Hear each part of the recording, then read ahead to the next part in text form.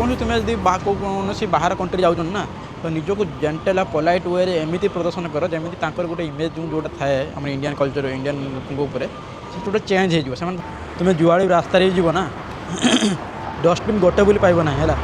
ଦେଖିପାରିବେ କେମିତି ଛଅନୁ ନିଆ ହେଉଛି ଯେମିତି ତାଙ୍କୁ ଯେମିତି ଠେଲା ଗାଡ଼ି ଥାଏନି ଠେଲା ଗାଡ଼ି ଯେମିତି ବିକନ୍ତି ସେଇଭଳିଆ ଟାଇପ୍ର ନିଟ୍ ଆଣ୍ଡ କ୍ଲିନ୍ ପୁରା ସିଧା ଗଛ ଉଠୁଛନ୍ତି। ସେଇପାଇଁ ଆଙ୍କର ବାଉଁଶ ସିଧା ହିଁ ଥାଏ। ଦେଖନ୍ତୁ ଏଠି ଦେଖନ୍ତୁ ସମସ୍ତଙ୍କର 70ରୁ 80 ହେବ। ଆଉ ସେଠି ଦେଖିଲେ ଗୋଟେ ବୁଢ଼ା ଚିତ୍ର କରୁଥିଲେ। ଆଉ ଏଠି ଦେଖନ୍ତୁ କେତେ ଲୋକ ଏମିତି ଫଟୋ ଉଠୁଛନ୍ତି କି ଚିତ୍ର କରୁଛି ଦେଖିପାରିବେ। ଏଠି ୱାର୍ଲଡର ସବୁଠୁ ଜାପାନର ଲୋକ ଅଧିକ ବର୍ଷ ବଞ୍ଚନ୍ତି। ଆଉ ସେ ପୁଣି ସେମାନଙ୍କର ମାନେ ଆଭରେଜ ବର୍ଷ ପାଖାପାଖି 80ରୁ 90 ବର୍ଷ। ଜୟ Jagannath, welcome to a new blog. ଆଶା କରୁଛି ଆପଣମାନେ ବହୁତ ଭଲରେ ଖୁସିରେ ଥିବେ। ମୁଁ ବି ବହୁତ ଭଲରେ ଖୁସିରେ ଅଛି। ଆପଣଙ୍କୁ ନୂଆ ଜାଗାକୁ ନେଇକି ଯିବି ଜାପାନର। ଆଉ ଜାପାନର ଆଉ ଗୋଟେ କଲଚରାଲ୍ ଭିଡ଼ିଓକୁ ମୁଁ ୱେଲକମ୍ କରୁଛି ମାନେ ନୂଆ ଏପିସୋଡ଼କୁ। ଏବେ ମୁଁ ଜଷ୍ଟ ମୋ ହୋଟେଲରୁ ବାହାରିକି ଆସିଲି। ଆଜି ଟିକେ ଥଣ୍ଡା କମ୍ ଅଛି ସେଇପାଇଁ ଆପଣମାନେ ଦେଖିପାରିବେ ମୁଁ ଏମିତି ଗୋଟେ ଟି ସାର୍ଟଟା ପିନ୍ଧିଛି ଭିତରେ। ଆଉ ଜଷ୍ଟ ମୋର ଯେଉଁଟା ମୁଁ ପିନ୍ଧେ ଜ୍ୟାକେଟଟା ଏଇ ଜ୍ୟାକେଟଟା ପିନ୍ଧିଛି। ଆଉ ହୁଡ଼ି ବି ପିନ୍ଧି ନାହିଁ। ବାକି ଏମିତି ହୁଡ଼ି ପିନ୍ଧିବା ପାଇଁ ବି ବାଉଣ୍ଡ ହୁଏ। ବାଉଣ୍ଡ ମାନେ କ'ଣ ଏତେ ଶୀତ ଲାଗେ ଯେ ହୁଡ଼ି ପିନ୍ଧିବା ପାଇଁ ହିଁ ପଡ଼ିବ। ତାପରେ ବି ଆଉ ଥଣ୍ଡା ଲାଗେ। ଆଜିର ଟେମ୍ପରେଚର ଅଛି ପାଖାପାଖି 5 ଡିଗ୍ରୀ ପାଖାପାଖି ଅଛି। 4ରୁ 5 ଡିଗ୍ରୀ ଅଛି। ମାନେ ଏମିତି ନୁହେଁ 4-5 ଡିଗ୍ରୀ ହେଲେ ବି ଏଠି ଥଣ୍ଡା ପ୍ରବଳ ଏଠି ହୁଏ। ମାନେ ଏଇଟା ଥଣ୍ଡା ଅଞ୍ଚଳ ବେସିକାଲି। ଆଉ ଏବେ ଦେଖିବେ ଇଏ ହେଉଛି ସେଇ ହୋଟେଲଟା ସୁପ୍ରିମ୍ ହୋଟେଲରେ ମୁଁ ରହୁଥିଲି। ସୁପ୍ରିମ୍ ହୋଟେଲକୁ ସୁପର ହୋଟେଲରେ ରହୁଥିଲି। ଆଉ ଏଠି ଦେଖିପାରିବେ ଏମିତି କେମିତି ପୁରା ନିଟ୍ ଆଣ୍ଡ କ୍ଲିନ୍ ଦେଖିପାରିବେ। ଆଉ ଗୋଟେ ଆପଣମାନଙ୍କ କଥା କହୁଛି ମାନେ ସେୟାର କରୁଛି ଏମିତି ଗଳି ବହୁତ ଦେଖିବା ପାଇଁ ମିଳେ କିଅତରେ। ଏମିତି ଗଳି ଦେଖନ୍ତୁ କେମିତି ଗଳି ହେଇଛି ଖାଲି ଜଣେ ଲୋକ ହିଁ ଚାଲି ଯିବ। ଆଉ ଏମିତି ଗାଡ଼ି ମଟର କିଛି ଯିବ ନାହିଁ। ଆଉ ଦେଖିପାରିବେ ଏମିତି ତାଙ୍କର ରୋଡ଼ ମେନ୍ ରୋଡ଼ କେମିତି କ'ଣ ଦେଖାଯାଏ ପୁରା ନିଟ୍ ଆଣ୍ଡ କ୍ଲିନ୍ ଦେଖିପାରିବେ ଏଠି।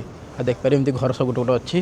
ଜାପାନିଜ୍ କଲଚର ଯେମିତି ଘର ଥାଏ ଆଉ ଚାଇନିଜ୍ କଲଚର ଯେମିତି ଘର ଥାଏ ସେଇଭଳିଆ ଘର ଦେଖିପାରିବେ। ଏମିତି ବୁଦ୍ଧିଷ୍ଟ କଲଚରର ଘର ଥାଏ। ଏମିତି କି କଲଚରର ଘର ଥାଏ ସେଟା ବି ମୁଁ ଜାଣିନି। ବାକି ଏଇଭଳିଆ ଷ୍ଟାଇଲର ଚାଇନାରେ ବି ଦେଖିବା ପାଇଁ ମିଳେ। ଆପଣମାନେ ବି ଦେଖିଥିବେ ଦେଖିପାରେ ନା ଏଇଭଳିଆ ଘର ଏଇଭଳିଆ ଘର। ତ ଦେଖିପାରିବେ ଏମିତି ପୁରା ଯାଇଛି ରାସ୍ତାରେ ମେନ୍ ରୋଡ଼ ଯାଇଛି। ମେନ୍ ରୋଡ଼ଟା ଏମିତି ଯାଇଛି ରାସ୍ତା। ଏଇ ରୋଡ଼ରେ ଗଲେ ଆମେ ପୁରା ମେନ୍ ରୋଡ଼ରେ ପହଞ୍ଚିବା। ଏଇ ରୋଡ଼ରେ ଗଲେ ଏବେ ପାଖାପାଖି ଟାଇମ୍ ହେଇଛି 9:30 ଟାଇମ୍ ହେଇଛି। ତ ମୁଁ ଏଇଠୁ ବାହାରିକି ଗଲି ସେ ଜାଗାକୁ ଡେଷ୍ଟିନେସନ୍ ଜାଗାକୁ ଆମେ ଯିବୁ। ଆପଣମାନେ ବହୁତ ଇଣ୍ଟରେଷ୍ଟ ଥିବେ ମାନେ ଆପଣମାନେ ମୁଁ କହୁଛି ଆକ୍ଚୁଆଲି ମାନେ ଆପଣମାନେ ମୁଭିରେ ଦେଖିଥିବେ ଜାପାନିଜ୍ ମୁଭି ହେଉ ଚାଇନିଜ୍ ମୁଭି ହେଉ ବହୁତ କିଛି ମାନେ ଏଇ ଏସିଆନ୍ ମାନେ ଏଇପଟ ମୁଭିରେ ଆପଣମାନେ ଦେଖିଥିବେ କି ସିରିଜ୍ରେ ଦେଖିଥିବେ ମାନେ ବାମ୍ବୋ ଟ୍ରି ବାମ୍ବୋ ଗାର୍ଡ଼େନ୍ କି ଅଲଗା କିଛି ଦେଖିଥିବେ। ବାକି ତାକୁ ଆପଣମାନେ ଖାଲି ଆଖିରେ ଦେଖିଥିବେ। ବାକି ଆପଣମାନେ କେବେ ଦେଖିନଥିବେ ଯେ ସେ କେମିତି ଦେଖାଯାଏ। ତ ଆଜି ଆମେ ଏକ୍ସପ୍ଲୋର କରିବା ମାନେ କେମିତି ଦେଖାଯାଏ ସେଇଟା ଆକ୍ଚୁଆଲିରେ। ତ ସେଇ ଜାଗାକୁ ମୁଁ ଆଜି ଯାଉଛି। ଏଠୁ ବସ୍ ନେଇକି ମୋତେ ଯିବା ପାଇଁ ପଡ଼ିବ ଘଣ୍ଟକର। ତାପରେ ସେଠୁ ସେଇଟା ଗୋଟେ ନାମ ତା'ର ନାମ ହେଉଛି ବୋଟାନିକାଲ ଗାର୍ଡ଼େନ୍ କ୍ୟୋତୋ। ଓ ସେଇଠି ଗାର୍ଡ଼େନ୍ରେ ବି ଦେଖିବା କେତେ କ'ଣ ଅଛି ଜିନିଷ କ'ଣ ଆଙ୍କର ଗାର୍ଡ଼େନ୍ରେ ଦେଖିବା ପାଇଁ ମିଳେ ସେସବୁ ବି ଦେଖିବା ପାଇଁ ମିଳିବ। ତାପରେ ଏକ୍ସପ୍ଲୋର କରିବା ସିଟି ଏକ୍ସପ୍ଲୋର କରିବା ସେସବୁ ଆପଣମାନଙ୍କୁ ଦେଖିବାକୁ ମିଳିବ। ତ ମେନ୍ ମୋଟିଭ୍ ମୋତେ ସେଇ ବାମ୍ବୋ ଗାର୍ଡ଼େନ୍ ଦେଖିବା ପାଇଁ ଇଚ୍ଛା ଅଛି। ଆପଣମାନଙ୍କର ଗୋଟେ ଇଚ୍ଛା ଥିବ ସେସବୁ ବି ଦେଖିବା ସାଙ୍ଗରେ। ଆଉ ଆପଣମାନେ ଯଦି ଏତିକି ଯାଏଁ ଦେଖିକି ଆସିଛନ୍ତି ଚାଲ ସାଙ୍ଗରେ ଯିବା ସେଇ ଗାର୍ଡ଼େନ୍କୁ ଦେଖିବା। ସେ ବୋଟାନିକାଲ ଗାର୍ଡ଼େନ୍ ଏକ୍ସପ୍ଲୋର କରିବା ବାମ୍ବୋ ଗାର୍ଡ଼େନ୍ ଏକ୍ସପ୍ଲୋର କରିବା ବହୁତ କିଛି ବି ଏକ୍ସପ୍ଲୋର କରିବା। ନୂଆ ନୂଆ ଜାପାନର କଲଚର ବି ଆପଣମାନଙ୍କୁ ଦେଖିବା ପାଇଁ ମିଳିବ। ଦେଖିପାରିବେ ଇଏ ମୁଁ ସେଇ ଗଳିରେ ଆସିଲି ଜଷ୍ଟ ସେଇ ଗଳିରେ ଆସିଲି। ଆଉ ଏବେ ଦେଖନ୍ତୁ ଇଏ ହେଉଛି ମେନ୍ ରୋଡ଼ ମାନେ ଆଙ୍କର ଏଇଭଳିଆ ପ୍ରତି ଗଳିର ସାଙ୍ଗରେ ଆଟାଚ୍ ହେଇକି ଥାଏ ମେନ୍ ରୋଡ଼। ଆଉ ଦେଖିପାରିବେ ଏମିତି ଆଉ ସବୁ ମେନ୍ ରୋଡ଼ରେ ଆପଣମାନଙ୍କୁ କହିଥିଲି ଇଏ ହେଲା କାୱରମାଚିରେ ମୁଁ ଅଛି। କାୱରମାଚି ତାଙ୍କର ପ୍ରତି ମାନେ 100 ମିଟର ଡିଷ୍ଟାନ୍ସରେ ବସଷ୍ଟାଣ୍ଡ ବି ଥିବ। ଆଉ ବସଷ୍ଟାଣ୍ଡର ତାଙ୍କର ପାର୍ଟିକୁଲାର ଗୋଟେ ନମ୍ବରରେ ମେନ୍ସନ୍ ହେଇକି ଥାଏ ମାନେ G ବସଷ୍ଟାଣ୍ଡ କି ଆଉ F ବସଷ୍ଟାଣ୍ଡ କି ଆଉ କିଛି ବସଷ୍ଟାଣ୍ଡ ଏମିତି ମାନେ ନମ୍ବର ଏଇଠି ଦେଖିପାରିବେ ଏଇଟା ଗୋଟେ F ବସଷ୍ଟାଣ୍ଡ ଏଇଟା ଏପଟରେ ଅଛି। ଏପଟରେ G ବସଷ୍ଟାଣ୍ଡ ସେଇଭଳିଆ ଅଲଗା ଏମିତି ବସଷ୍ଟାଣ୍ଡ ନମ୍ବରିଂ ହେଇଥିବ। ଆଉ ବସଷ୍ଟାଣ୍ଡ ଅନୁସାରେ ତାଙ୍କର ହେଲା ବସ୍ ବି ମେନ୍ସନ୍ ହେଇକି ଥାଏ କେଉଁ ବସ୍ କେତେବେଳେ ଆସିବ। ସେଇ ବସ୍ ସେତେବେଳେ ଆସିଲେ ତୁମେ ସେଠି ଲାଇନ୍ ଧରି ଠିଆ ହେଇଥିବ ସେଠି ତୁମେ ଯିବ। ଏଇଭଳିଆ ତାଙ୍କର ସିଷ୍ଟମ୍। ମୁଁ ଯେଉଁ ଜାଗାକୁ ଯିବି ତା'ର ହେଲା F ବସଷ୍ଟାଣ୍ଡ। ଆଉ F ବସଷ୍ଟାଣ୍ଡରେ ଲାଇନ୍ ନମ୍ବର 4 ଯାଏ। ଲାଇନ୍ ନମ୍ବର 4 ମାନେ ବସ୍ ନାଁ ହେଲା 4 ସିଟି ବସ୍। ତ ସେଇଟା ହେଲା F ବସଷ୍ଟାଣ୍ଡରେ ଅଛି। ତ ଏଇଠୁ ବସ୍ ଧରିକି ଆମେ ଯିବା। ଦେଖିପାରିବେ ଇଏ ହେଉଛି F ବସଷ୍ଟାଣ୍ଡ। ଆଉ ଏ ବସଷ୍ଟାଣ୍ଡରେ କେମିତି ଲୋକ କେମିତି ଲାଇନ୍ ଧରିକି ଠିଆ ହେଇଛନ୍ତି। ଆମେ ବି ଲାଇନ୍ ଧରିକି ଠିଆ ହେବା। କି ପାଇଁ ନା ସେମାନେ କଲଚର ଆମକୁ ଫଲୋ କରିବା ପାଇଁ ପଡ଼ିବ। ଏମିତି ନୁହେଁ ଯେ ଇଣ୍ଡିଆନ୍ କଲଚର ଆମେ ଫଲୋ କରିବା ଏଠି ଜୋର ଜବରଦସ୍ତି ଯିବା ଆଉ ବସ୍ ଧରିବା ସେମିତି କଥା ବି ହେବ ନାହିଁ।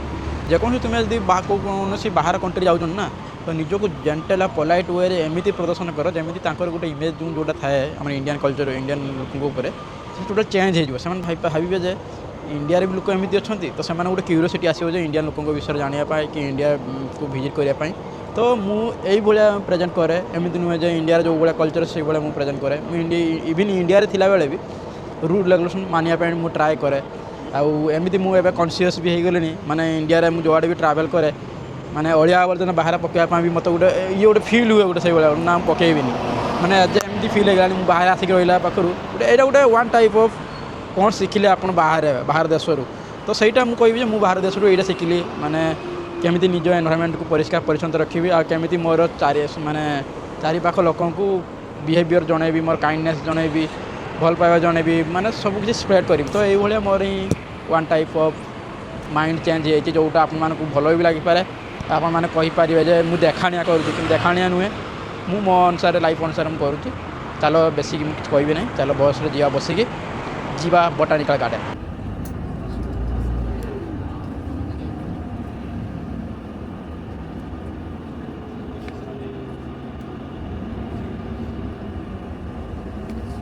ଏବେ ଆମେ ଆସିକି ଡେଷ୍ଟିନେସନ୍ରେ ପହଞ୍ଚିଗଲୁ ଡେଷ୍ଟିନେସନ୍ ମାନେ ନିୟରେଷ୍ଟ ବସ୍ ଷ୍ଟାଣ୍ଡରେ ପହଞ୍ଚିଗଲୁ ଆପଣମାନେ ଗୋଟେ ଇଣ୍ଟରେଷ୍ଟିଂ ଜିନିଷ ଦେଖାଉଛି ଇଏ ଦେଖିପାରିବେ ଅଳିଆ ଦେଖନ୍ତୁ ଏଇଠି ଅଳିଆ ହେଲା ମେନ୍ କଥା ହେଉଛି ଏଠି ତୁମେ ଯୁଆଡ଼େ ରାସ୍ତାରେ ଯିବ ନା ଡଷ୍ଟବିନ୍ ଗୋଟେ ବୋଲି ପାଇବ ନାହିଁ ହେଲା ତ ସେଇପାଇଁ ଲୋକେ କ'ଣ କରନ୍ତି ନା ସେ ପୁଣି ଯଦି ପ୍ଲାଷ୍ଟିକ୍ ଥିବ କି ଯଦି ଅନ୍ୟ କିଛି କୁଡ଼ା ଥିବ ସବୁ ଅଲଗା ଅଲଗା କରିକି ଦେଖିଲେ ସେଇଠି କେମିତି ଅଲଗା ଅଲଗା କରିକି ସେମାନେ ବସ୍ତାରେ ବାନ୍ଧିକି ରଖିଛନ୍ତି ତ ତାଙ୍କର ଯେତେବେଳେ ମ୍ୟୁନିସିପାଲିଟି ଆସିବ ସେ ବସ୍ତାକୁ ନେଇକି ପଳାଇବ ମାନେ ଯେଉଁଠି ଡଷ୍ଟବିନ୍ ନଥିବ ପ୍ରାୟତଃ ମୁଁ ଦେଖୁଛି ଡଷ୍ଟବିନ୍ ହିଁ ନାହିଁ ଆଙ୍କର ବାକି ଫିର୍ ବି ଲୋକମାନେ ଏତେ କନସିୟସ୍ ଆଉ ଲୋକମାନଙ୍କର ମାଇଣ୍ଡ ସେଟ୍ ଏତେ ଭଲ ସେମାନେ ନିଜର ଏନଭାରମେଣ୍ଟକୁ ଏତେ କ୍ଲିନ୍ କରି ରଖିଛନ୍ତି ଯେ ତୁମେମାନେ ଇମାଜିନ୍ ବି କରିପାରିବ ନାହିଁ ତୁମେମାନେ ଯେବେ ଏଇ ମାନେ କଣ୍ଟ୍ରିକୁ ଭିଜିଟ୍ କରିବ ନା ଚାଇନା ଭଳିଆ କଣ୍ଟ୍ରି ହେଉ କି ଜାପାନ ଭଳିଆ କଣ୍ଟ୍ରି ହେଉ ତ ସେବେ ଜାଣିପାରିବ ଯେ କ୍ଲିନନେସ୍ଟା କ'ଣ ଆଉ ସିଭିକ୍ ସେନ୍ସଟା ଆକ୍ଚୁଆଲି କ'ଣ କେବେ ବି କୌଣସି କଣ୍ଟ୍ରିର ଗଭର୍ଣ୍ଣମେଣ୍ଟ ଚାହିଁଲେ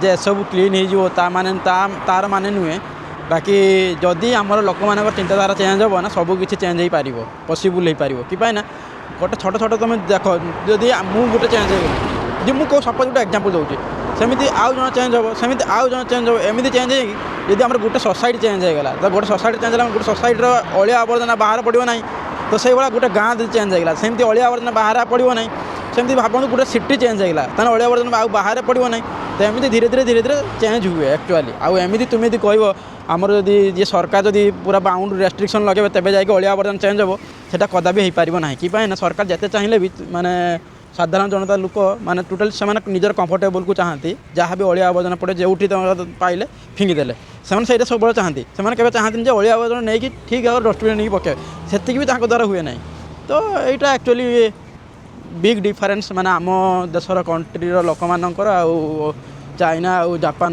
ଭଳିଆ ଲୋକଙ୍କର ମାନେ ମାଇଣ୍ଡ ସେଟ୍ କରିବେ ଇଏ ହେଉଛି ମାନେ ଆଙ୍କର ହେଲା କାମ ରିଭର ନାଁଟା ହେଲା କାମ ରିଭର ହେଲା KAM ରିଭର ତ ଏଇ ରିଭରର ଦେଖନ୍ତୁ କ୍ଲିନନେସ୍ ଗୋଟେ ଦେଖନ୍ତୁ ହେଲା ରିଭରର ଲୋକଟା ଆସିକି ଏଠି ବସିଥିଲା ଆକ୍ଚୁଆଲି ରିଭରର କାମ କ'ଣ ଆମେ ରିଭର ତାର ପାଣି ତାର ବୋହିଯିବ ଆମେ କ'ଣ କରୁନା ନିଜର ଯେତିକି ସବୁ ଅଳିଆ ଆବର୍ଜନା ଆଣିକି ନଦୀରେ ହିଁ ଫିଙ୍ଗି ଦେଉ କିନ୍ତୁ ଏଠି ଦେଖନ୍ତୁ ଲୋକମାନେ କେମିତି ମାନେ ଯେମିତି ଲାଗୁଛି ଏଇଟା ଗୋଟେ କୃତ୍ରିମ ଯେମିତି ଆମେ ନିଜ ହାତ ମାନେ ମଣିଷମାନେ ନିଜ ହାତରେ ବନାଇଛନ୍ତି ଏ ପାଣିକି ଦେଖନ୍ତୁ କେତେ କ୍ଲିନ୍ ଆଉ ନିଜର ଏଇ ମାନେ ଅଳିଆ ଆବର୍ଜନା ଦେଖନ୍ତୁ କେଠି ପଡ଼ିଛି ଦେଖନ୍ତୁ ନା ଏଠି ଟୋଟାଲି ତାର ସାଇଡ଼୍ରେ କିଛି ଗୋଟେ ଅଳିଆ ଆବର୍ଜନା ହିଁ ପଡ଼ିବି ନାହିଁ ଦେଖନ୍ତୁ ପୁରା କେତେ ନିଟ୍ ଆଣ୍ଡ କ୍ଲିନ୍ ଅଛି ଦେଖନ୍ତୁ ସେଠି ଆମର ହଂସ ଅଣ୍ଡା ଦେଉଛି ନା କ'ଣ ସେଠି କ'ଣ ଆଉ ଦେଖନ୍ତୁ ପହଁରୁଛନ୍ତି କେତେ ଦେଖନ୍ତୁ ଆଉ ଏ ସାଇଡ଼୍ରେ ଲୋକମାନେ ଜଗିଂ ବି କରିବା ପାଇଁ ଦେଖନ୍ତୁ କେମିତି ରାସ୍ତା ପୁରା ନିଟ୍ ଆଣ୍ଡ କ୍ଲିନ୍ ଅଛି ଆଉ କେମିତି ଝରଣା ଭଳିଆ କେମିତି ଦେଖ ପାଣି କେମିତି ସେଇଠୁ ପୁରା ପାହାଡ଼ରୁ ବୋହି ଏମିତି ଏଇ ପୁଲରେ ଦେଇକି ଯାଉଛି ମାନେ ଏଇ ହେଉଛି आमकर माने परिष्कार परिच्छन्नता आप निजे कहतु ये गोटे बोली पान जरी कि गुटका छेप कि गुटका जरी कि कौन पड़ी मत गोटे निजे गोटे कहतु ये गोटे आ देखते नदी देखते केते सुंदर भाव देखा आठी केमती सतर्कता को नहीं केमती ये कराई सतर्कता ना कौन के खेलुं मत लगुच देखते पानी एत परिष्कार ये से मुँह देखा आम मुँह देखा आम नदी में देखा कौ नदी देखा कौ नदी देखा कि ये एमती दृश्य देखते केते सुंदर लगुच नदी में आसिक बसिकी मजा नियंती कि मोठू बहुत दूर अच्छी यहाँ कि डिस्टेंस रे बहुत बाकी बढ़िया लगुच माने परिष्कार परिच्छन्नता को लेकिन आपण निजे कहते गोटे परिष्कार परिच्छन्न जगह को आप बसवे आ गए अलिया आवर्जन थी जाकि जगार बसवे कौ जगार आप माइंड माने पूरा पीसफुल लगे पूरा काम लगे बहुत भल लगे कौ जगार ऑब्वियसली जो जगार किसी माने अलिया आवर्जन पड़े पूरा नीट एंड क्लीन थी नेचर सब बसवे एंजॉय करेंगे निजर थिंकिंग को आहरी इम्प्रूवमेंट करेंगे तो यही हूँ गोटे मो हिसाब से माइंड सेट गोटे चलते बेसी मुझे कहली बटनिकल गार्डन जावा यूँ पाखे पाखे आउ 1 किलोमीटर पाखापाखि डिस्टेंस होची। फाइनली आम बटानिकल गार्डन एंट्री करगलु। देखिपे ये हूँ किसी दृश्य मो पछपटे देखिपारे कि छुआड़ा केमती ट्रली भितर नहीं कि जाऊँ देखिपारे केमती छुआनु के निजी जमी ठेला गाड़ी थाए नि ठेला गाड़ी जमी बिकते से भाया टाइप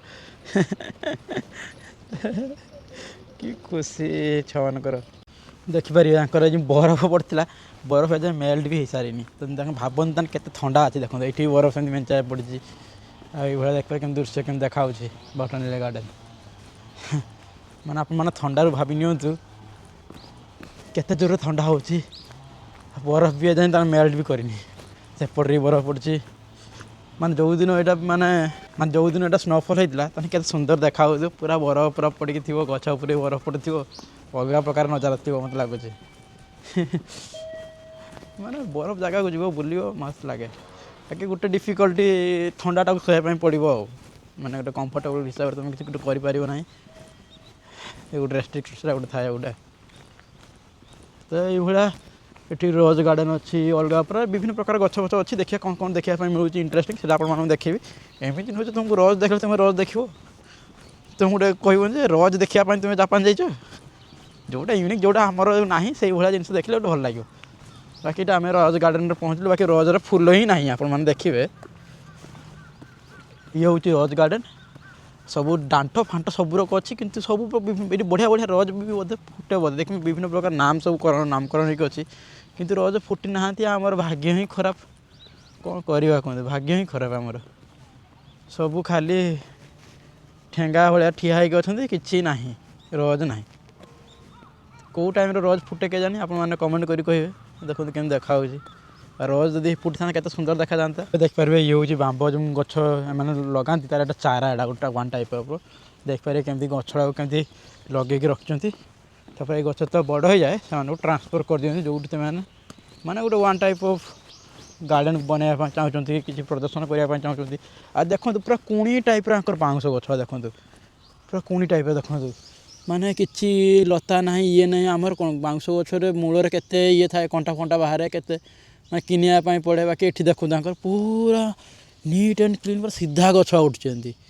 से बाउंश गछ सीधा ही थाए देखो चाराड़ा ही एमती आर बाउंश गचर के सीधा न हो केते देखते केम देखा यहाँ बाउंश गचर एक्चुअली चारा केमती कौन रोपण करते देखिए ये बाउंश गछ जो चारा लगे चारा लगे यहाँ टे बड़ होगा ये बाउंश गछ देखा पूरा सीधा देखते पूरा ये बाउंश गछ केम देखा सीधा आम पछपटे देखिले से अंकल केमती ड्रॉइंग करते अंकल माने कौन बुढ़ा बुढ़ा हो गलानी 70-80 वर्ष पाखे होगा तथापि गोटे इच्छा शक्ति थाए कि आर्ट करवा कि एक्स्ट्रा करिकुलर एक्टिविटी तो से करिकुलर एक्टिविटी से बाहर प्रदर्शन कर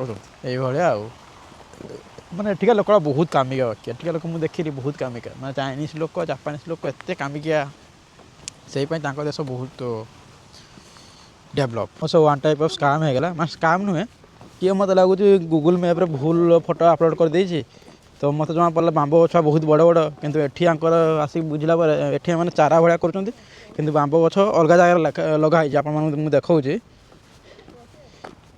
देखु यहाँ से बांब गार्डन यहाँ गोटे फटा किए रखी देखते केते बढ़िया देखा देखो एक्चुअली ये जो बांब गार्डन जो फटा उठाई ये फटा यही जगार नुहे तो मुझे फटो को देखिए मुझे बांब गार्डन पलि आसली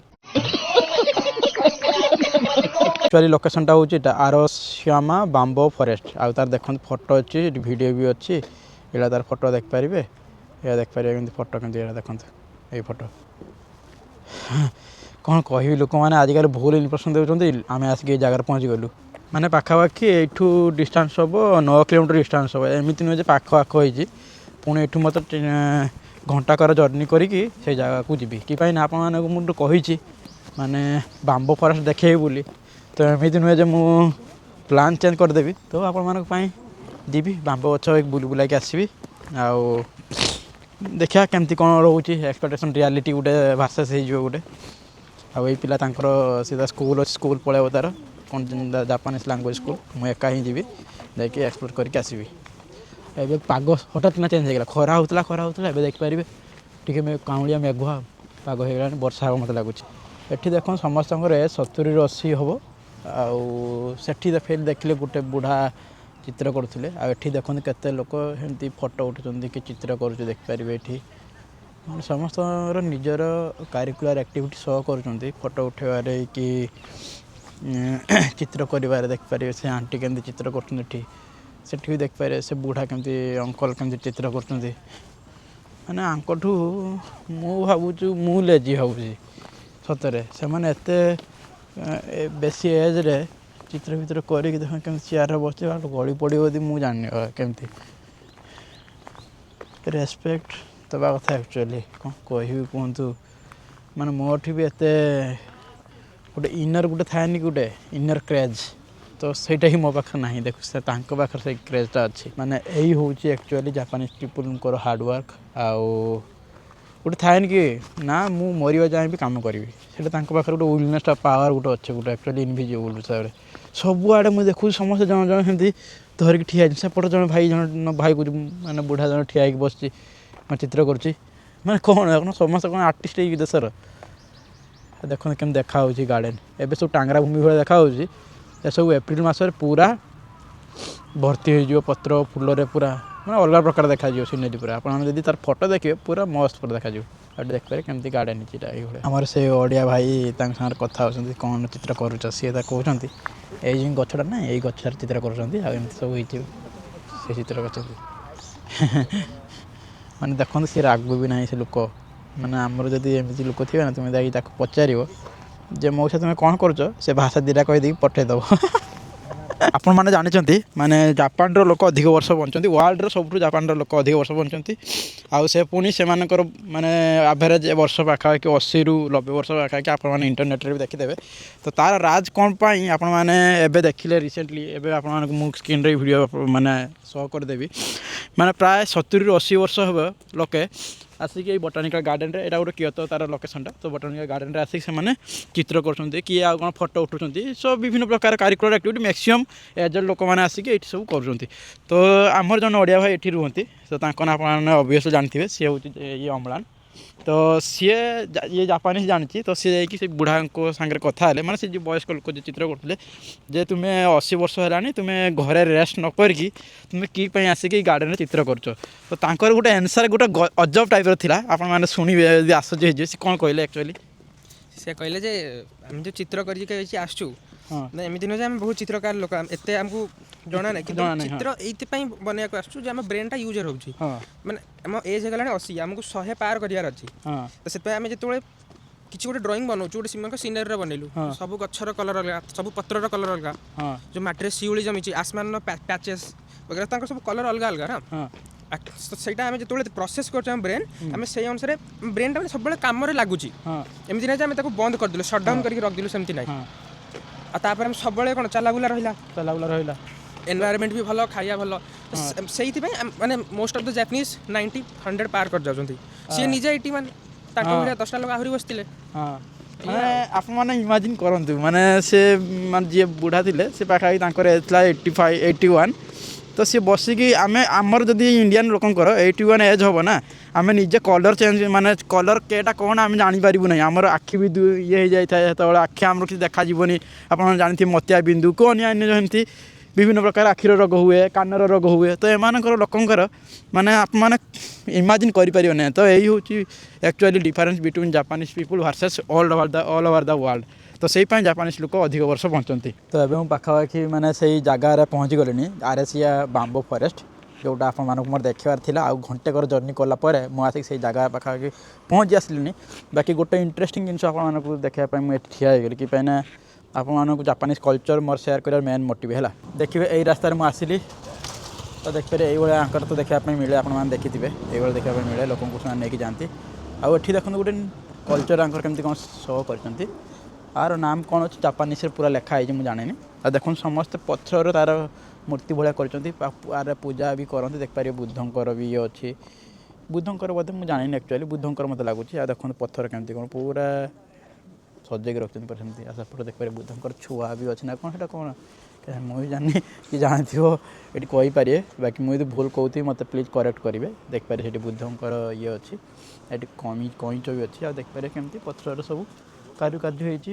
ଭିତରେ ସବୁ ଭିତରେ ବି ତାର ଥିବ ବୋଧେ ମୁଁ ଏତେ ଜାଣିନି ବାକି ଆପଣମାନଙ୍କୁ ଦେଖାଉଛି ବାହାରେ ଆର ଏଇଭଳିଆ ଭିଉ ଅଛି ଦେଖିପାରିବେ ଏମିତି ସବୁ ଆମେ ଏଇ ରାସ୍ତାରେ ଯିବା ଏଇଟା ଦେଖିପାରିବେ ପୁରା ପାହାଡ଼ଟା ଲାଗିଛି ଏଇ ରାସ୍ତାରେ ଯିବା ତାପରେ ବାମ୍ବ ବି ଦେଖାହେଉଛି ଯେଉଁ ଗଛ ଦେଖାହେଉଛି କିଛି ବହୁତ ଭିଡ଼ ବି ଥିବ ମୋତେ ଲାଗୁଛି ଦେଖାଯାଉ କେମିତି କ'ଣ ରହୁଛି ସେଠି ଯାଇ ପହଞ୍ଚିଲା ପରେ ଜଣାପଡ଼ିବ ଫାଇନାଲି ଆମେ ସେଇ ଜାଗା ଆସିକି ପହଞ୍ଚିଗଲୁ ଆଉ ଏତେ ଭିଡ଼ ଆପଣମାନେ ଦେଖିପାରୁଥିବେ ମୋ ପଛରେ କେତେ ଲୋକ ଅଛନ୍ତି ମୋ ଆଗରେ ବି ବହୁତ ଲୋକ ଅଛନ୍ତି ସବୁ ଗ୍ରୁପ୍ ଦାୟରାରେ ଆସୁଛନ୍ତି ଗ୍ରୁପ୍ ଟୁ କରୁଛନ୍ତି ଆଉ ମୁଁ ଭାବିନଥିଲି ଏମିତି ଭିଡ଼ ଥିବ ବୋଲି ମୁଁ ଭାବିଥିଲି ସେମିତି ଯିବି ଫଟୋ ଉଠେଇବି ଆସିବି ଭଲରେ ବୁଲାବୁଲି କରିକି ଆସିବି ବାକି ଆପଣମାନେ ଦେଖନ୍ତୁ ଦେଖନ୍ତୁ କେତେ ଭିଡ଼ ଇଏ ହେଉଛି ବାମ୍ବୁ ମାନେ ଫରେଷ୍ଟର ଗୋଟେ ସାଇଡ଼୍ ପଏଣ୍ଟଟା ସେଇପାଇଁ ସବୁ ପର୍ଯ୍ୟଟକମାନେ ଏଠି ଆସୁଛନ୍ତି ବୁଲାବୁଲି କରୁଛନ୍ତି ଦେଖନ୍ତୁ କେତେ କ'ଣ ଭିଡ଼ ରହୁଛି ଓ ଭାଇ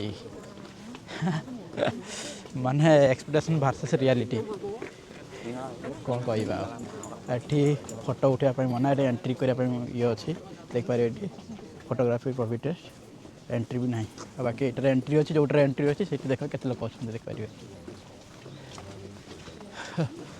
ବାକି ବାଉଁଶ ଗଛ ଦେଖିଲାକୁ ଜଣାପଡ଼ୁଛି ଯେମିତି ତାଙ୍କୁ କୃତ୍ରିମ ହିସାବରେ ତିଆରି କରାହେଇଛି ବାପରେ ବାପ୍ ଦେଖିପାରିବେ କେମିତି ଦେଖାହେଉଛି ଉପରେ ଦେଖନ୍ତୁ ଆଉ ବାଉଁଶ ଗଛ ପୁରା କେମିତି ଦେଖାହେଉଛି ଦେଖନ୍ତୁ ଅସମ୍ ମସ୍ତ ଦେଖାହେଉଛି ବାଉଁଶ ଗଛ ମାନେ ଆପଣମାନେ ଏମିତି ବାମ୍ବ ଫରେଷ୍ଟ ଦେଖିଥିଲେ କି ନାହିଁ ମୁଁ ଜାଣିନି ବାକି ମୋ ପାଇଁ ଏଇଟା ଫାର୍ଷ୍ଟ ଟାଇମ୍ ଆଉ ମୋତେ ବହୁତ ବଢ଼ିଆ ଫିଲ୍ ହେଉଛି ବାକି ଗୋଟେ ଦେଖାଉଛି ଏତେ ଲୋକ ଅଛନ୍ତି ଫଟୋ ଗୋଟେ ଉଠାଇ ପାରୁନି କ'ଣ କରିବେ ଆପଣମାନଙ୍କ ମନ କଥା ବୁଝିପାରୁଥିବେ ଆଉ କେଉଁ ଗୋଟେ ଜାଗାକୁ ଆସିବ ମାନେ ଫଟୋ ଗୋଟେ ଉଠାଇବ ନା ମେମୋରି ପାଇଁ ବାକି ସେଇଟା ଯଦି ତୁମେ କରିପାରିବ ନାହିଁ ଆଉ କ'ଣ କୁହାଯିବ କୁହ ଆରେ କଥା ଗଜାମା ଏଇଟା ଦେଖିବେ ତାଙ୍କର ଇଏଟା କେମିତି ଇଏ ଦେଖନ୍ତୁ ଏଇଟା ଏଇଟା ଆଉ ଗୋଟେ ବାମ୍ବୁ ଫରେଷ୍ଟକୁ ଆମେ ଏଣ୍ଟ୍ରି କରୁଛୁ ଦେଖିପାରିବେ